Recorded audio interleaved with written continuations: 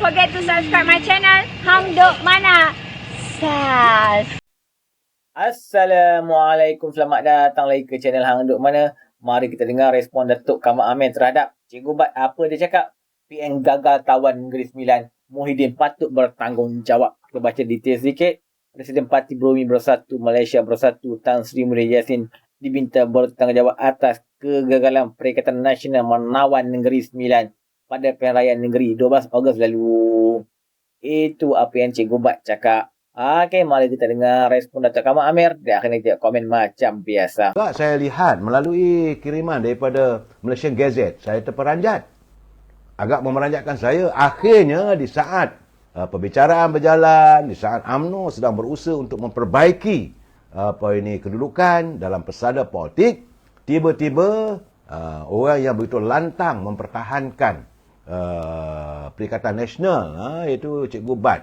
Hari ini Presiden Parti Pribumi Bersatu Malaysia Tan Sri Muhyiddin Yassin diminta bertanggungjawab atas kegagalan Perikatan Nasional menawan Negeri Sembilan pada pilihan raya negeri 12 Ogos lalu. Akhirnya dia bercakap. Saya, Pengurusi Mufakat Nasional Negeri Sembilan, Badrul Hisham Shahrin berkata, ia berikutan keputusan Tan Sri Muhyiddin melantik timbalan Presiden Bersatu Datuk Seri Ahmad Faizal Azumu sebagai Pengurusi Perikatan Nasional Negeri Sembilan. Jadi katanya tindakan itu telah menyebabkan status Negeri Sembilan bertukar daripada negeri yang boleh dimenangi oleh Perikatan Nasional kepada negeri mudah kalah. Senarai calon beberapa orang, usia 70 tahun ke atas, calon tak sedia bertanding, tiadanya jentera, tanpa persediaan kewangan, adalah sesuatu yang pelik katanya dan seolah sengaja untuk dikalahkan. Demikian menurut antaranya dalam beberapa halaman media sosial. Jadi keputusan tersebut akhirnya Cikgu Bat memberitahu demi untuk menyelamatkan tersebut, Tan Sri Muhyiddin harus bertanggungjawab dan meletak jawatan sebagai Presiden Parti Pribumi Bersatu. Itu keadaan yang bagaimana saya katakan sekarang ni, mereka sudah bermula berantakan.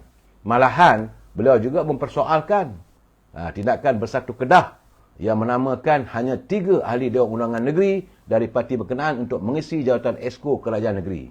Selain seorang lagi untuk jawatan timbalan Speaker Dewan Undangan Negeri. Katanya perkara itu didedahkan melalui surat daripada Badan Perhubungan Bersatu Kedah kepada Menteri Besar Kedah Muhammad Sanusi Makno. Jadi katanya kenapa boleh berlaku?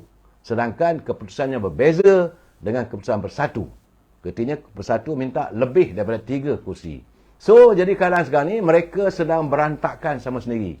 Ya, saudara, kita sama-sama kita tengok, dengarlah apa yang akan berlaku. Kemungkinan bakal berlaku perpecahan lebih parah lagi. Terutama di Kedah. Sehari sebelum pelantikan itu memang kita dah dengar Bersatu tidak senang hati apabila Datuk Yang Amat Berhormat Datuk Sri Sanusi menyatakan 3 ahli Exco daripada Bersatu. Nak lebih, saudara? Bagi saya satu sajalah. Jawatan tidak penting. Yang penting khidmat anda sebagai wakil rakyat. Okay, saya? Ini satu hal lagi, saudara. Akhirnya Mufti pun mula bercakap apabila berhubung dengan tentang amalan politik yang meletakkan agama itu sebagai landasan ataupun menonggang agama saya. Katanya parti Islam adalah rekaan manusia dan bukan bersifat suci atau sakral, sekaligus tidak mengikat seorang Muslim.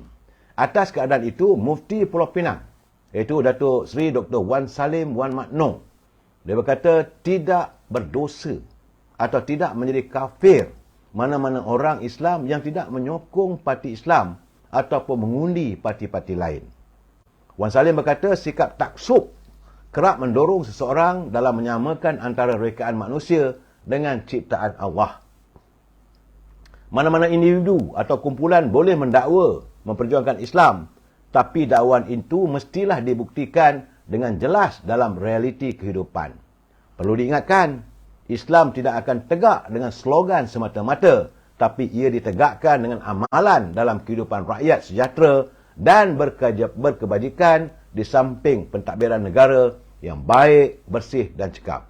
Islam boleh ditegakkan secara bijaksana tanpa mencanangkannya kepada umum, seperti melaksanakan keadilan sosial, meratakan kebajikan, membasmi kemiskinan, membenteras rasuah dan maksiat dan sebagainya. Itu kenyataan daripada Mufti Pulau Pinang. Bukan saya bercakap, saudara. Itu kenyataan Mufti sendiri. Jadi dalam sebuah negara majmuk seperti Malaysia, katanya, mencanangkan perjuangan bagi menegakkan Islam mungkin kurang bijaksana.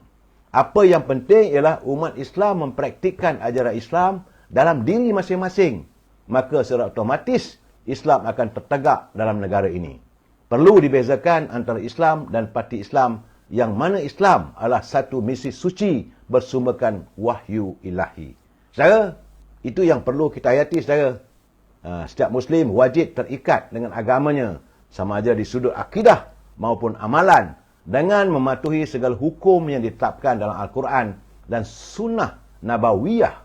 Parti Islam hanya ciptaan manusia sebagai wadah memperjuangkan Islam atau melaksanakan segala ajaran menerusi pentadbiran negara.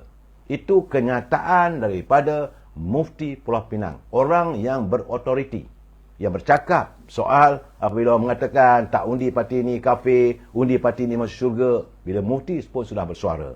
Artinya para cendekiawan pada ilmu Islam, ilmuwan Islam sudah pun mula bersuara. Saya dapat juga culipan bekas pimpinan daripada parti PAS juga, mereka mempersoalkan isu yang timbul sepanjang musim pilihan raya di 6 buah negeri yang baru lalu, saudara.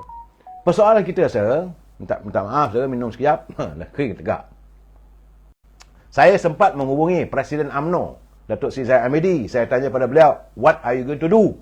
Apakah beliau akan lakukan untuk merawat resah ahli-ahli parti di peringkat akar umbi?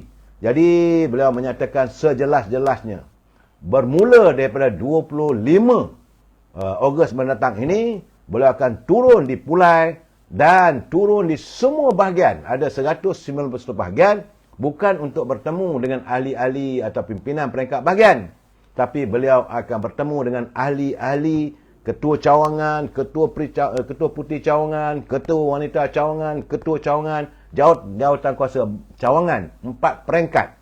Artinya kalau beliau turun ke Pulai, maka semua cawangan yang ada dalam Pulai itu akan disantuni oleh Bapak Presiden kita. Dan beliau mengharapkan semua pimpinan Majlis Tinggi UMNO akan turun ke gelanggang. Kali ini katanya kita harus nyalakan obor perjuangan Parti UMNO ini disemarakkan di peringkat akar umbi. There is no two ways about it, katanya. Saya dengar nampaknya bersemangat juga Presiden kita ni. Artinya, saudara, tiap-tiap kehadiran Presiden UMNO, dia tidak hanya sekadar bertemu dengan pimpinan bahagian. Kali ini, pimpinan di peringkat akar umbi, di cawangan, di 4 peringkat, ketua pemuda, ketua puteri, ketua wanita, ketua cawangan, jawatan kuasa wanita, jawatan kuasa di peringkat cawangan. Kalaulah cawangan ada 100, ini artinya ada kurang-kurangnya himpunan akan bertemu dengan 500. Paling-paling kurang pun 500 ke 600 ahli akan disantuni, kerana beliau harus memperjelaskan. Kerana beliau yakin bahawa ahli-ahli peringkat akar umbi masih belum saudara makna, jangan sebut begitu, saudara. Tak baik. Kenapa saudara menggunakan perkataan-perkataan sebegitu? Saya tak suka dengar perkataan begitu, saudara. Ini kita bercakap soal parti saya. Tiba-tiba anda mengatakan barwa dan sebagainya. Itu bukan bahasa. Bahasa menunjukkan bahasa, saudara. Saudara, dunia kata tabur dedak di Kedah macam tabur baja di Bendar. Itu tak tahulah saya, saudara. Saudara boleh bercakap apa saja. Tetapi saya yakin kali ini kalau Presiden parti turun, sebab saya pun dah, dia kata, teruk juga, you belasah saya. Saya bukan belasah, saya menegur. Saya menegur supaya pimpinan turun, kerana ahli peringkat akar umbi tak tahu. Mereka tak faham. Tidak diperjelaskan bagaimana hubungan antara UMNO dan Pakatan Harapan ini terjalin. Mesti dijelaskan orang yang berotoriti, iaitu Presiden, Timbalan Presiden, Naib Presiden, Ketua Pemuda UMNO Malaysia, Mali Majlis Tinggi, kena turun. Malahan saya difahamkan. Malam ini juga kabarnya bahawa pimpinan daripada keadilan juga akan mengadakan pertemuan dengan pimpinan tertinggi UMNO Barisan Nasional untuk menjalinkan suasana sedemikian. Artinya, ahli-ahli peringkat akar umbi Parti Keadilan juga akan diberi penjelasan. Begitu juga ahli-ahli daripada Amanah UMNO, dia tak banyak cawangan, dia tak banyak bahagian.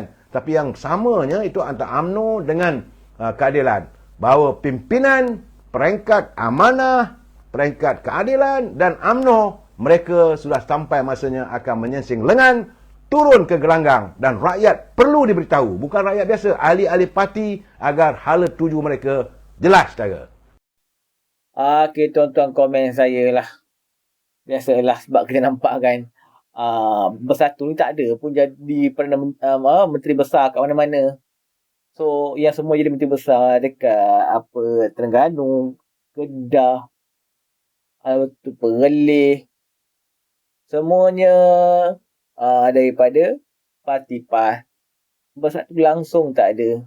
Satu lagi kita pun tahu kan, Bersatu diberi exco ni sikit-sikit, Terengganu satu kot. Dekat mana dekat Kelantan mungkin satu juga, saya tak ingat lah. Tapi dekat Kedah dapat 3 lah. Banyak sikit pun dia orang tak puas hati jugalah. Itulah sebabnya. Okey, mari terus menyokong kerja Bahu dan Nabi Ibrahim. Assalamualaikum.